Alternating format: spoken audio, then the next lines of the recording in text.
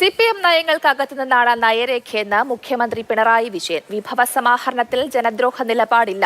Party നയത്തിൽ നിന്ന് തന്നെയാണ് നവകേരള രേഖയെന്ന് മറുപടി പ്രസംഗത്തിൽ മുഖ്യമന്ത്രി പറഞ്ഞു.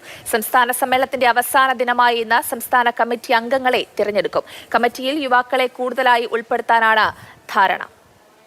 കൂടുതൽ വിവരങ്ങളുമായി അഭിലാഷ് മോഹനൻ ചേരുന്നുണ്ട്. അഭിലാഷ്, ഇന്ന് സമാപനമാണ്.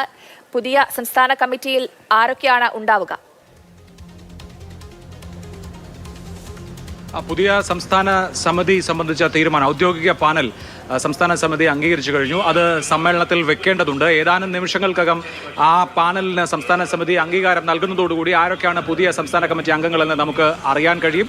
പാർട്ടി കോൺഗ്രസ് പ്രതിനിധികളെ ഇതിനോടകം തന്നെ സംസ്ഥാന സമ്മേളനം അംഗീകരിച്ചു കഴിഞ്ഞു. ഇനി സംസ്ഥാന സമ്മേളനത്തിൽ പുതിയ സംസ്ഥാന കമ്മിറ്റി അംഗങ്ങളുടെ പാനൽ വെക്കാനുണ്ട്. മുഖ്യമന്ത്രി ഇന്ന് വികസന നയരേഖയ്ക്ക് മറുപടി പറഞ്ഞതുകൊണ്ടാണ് ഈ പാനൽ സബ്മിഷൻ സാധാരണ നിലയിൽ നിന്ന് കുറച്ച് വൈകിയിട്ടുള്ളത്. പുതിയ സംസ്ഥാന കമ്മിറ്റി അംഗങ്ങളായി യുവനിരയിലെ നിരവധി നേതാക്കൾ വരുന്നു എന്നുള്ളതാണ് ഈ സമ്മേളനത്തിന്റെ പ്രത്യേകത.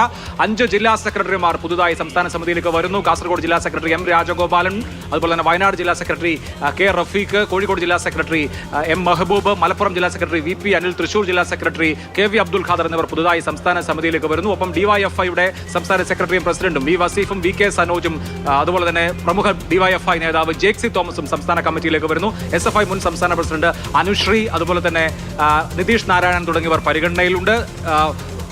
PK ശ്രീമതി ടീച്ചർ സംസ്ഥാന സമിതിയിൽ നിന്ന് ഒഴിവാകുമ്പോൾ N സുകന്യയാണ് കണ്ണൂരിൽ നിന്ന് വരുന്ന ഒരു പ്രമുഖയായ നേതാവും. മറ്റ് പ്രധാനപ്പെട്ട വനിതാ നേതാക്കൾ മന്ത്രിമാരായ വീണ ജോർജും അതുപോലെ തന്നെ R ബിന്ദുവും സംസ്ഥാന കമ്മിറ്റിയിലേക്ക് വരാൻ ഒരുങ്ങുകയാണ്. ഇവർ രണ്ടുപേരും സംസ്ഥാന സമിതിയിൽ ഉണ്ടാകും എന്നുള്ളതാണ് വിവരം. ഒപ്പം പ്രധാനപ്പെട്ട തെക്കൻ ജില്ലകളിൽ നിന്നുള്ള MLAമാർ പുതുതായി സംസ്ഥാന സമിതിയിൽ ഇടം പിടിക്കുന്നു. DK മുരളി തിരുവനന്തപുരത്ത് നിന്ന് സംസ്ഥാന സമിതിയിൽ അംഗത്വം ഉറപ്പിച്ചിട്ടുണ്ട്. KS സുനിൽകുമാറിനെയും തിരുവനന്തപുരത്ത് നിന്ന് പരിഗണിക്കുന്നുണ്ട്. കൊല്ലത്ത് നിന്ന് M നൌഷാദ് ഇരവികുളം MLA പരിഗണിക്കപ്പെടുന്നു. അദ്ദേഹം സംസ്ഥാന സമിതിയിൽ ഉണ്ടാകും. ഒപ്പം മറ്റ് ചില നേതാക്കൾ കൂടി കൊല്ലത്ത് നിന്ന് പരിഗണനയിലുണ്ട്. PP Chittaranjan MLA, Ambalappuzha MLA ആലപ്പുഴയിൽ നിന്ന് പുതുതായി സംസ്ഥാന സമിതിയിലേക്ക് എത്തുകയാണ്.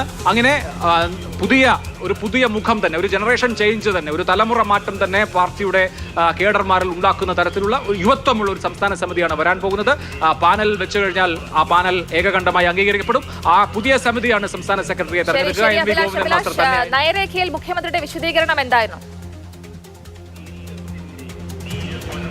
നയരേഖ സംബന്ധിച്ച് മുഖ്യമന്ത്രി മറുപടി പറഞ്ഞു കഴിഞ്ഞു. സമ്പന്നരെ ലക്ഷ്യമിട്ടാണ് ഫീസ് ചുമത്തുന്നത്, അല്ലാതെ എല്ലാ ജനങ്ങൾക്കും ഫീസ് ചുമത്തുന്ന സമീപനം ഉണ്ടാകില്ല എന്ന് മുഖ്യമന്ത്രി വിശദീകരിച്ചു. ജനദ്രോഹ നിലപാടുകൾ ഉദ്ദേശിക്കുന്നില്ല എന്ന് മുഖ്യമന്ത്രി വ്യക്തമാക്കി. അതായത് ഈ ഫീസുകൾ പിരിക്കുന്നതും അതുപോലെ തന്നെ സെസ്സുകൾ ചുമത്തുന്നതുമായി ബന്ധപ്പെട്ട് പ്രതിനിധികൾ ഉന്നയിച്ച ആശങ്കകൾക്ക് മുഖ്യമന്ത്രി കൃത്യമായി മറുപടി പറഞ്ഞു. സെസ് എന്നുള്ളത് ഒരു പ്രപ്പോസൽ മാത്രമാണ്, അല്ലാതെ സെസ് ഈടാക്കാൻ തീരുമാനിച്ചിട്ടില്ല എന്ന് മറുപടി പ്രസംഗത്തിൽ മുഖ്യമന്ത്രി പിണറായി വിജയൻ പറയുകയുണ്ടായി.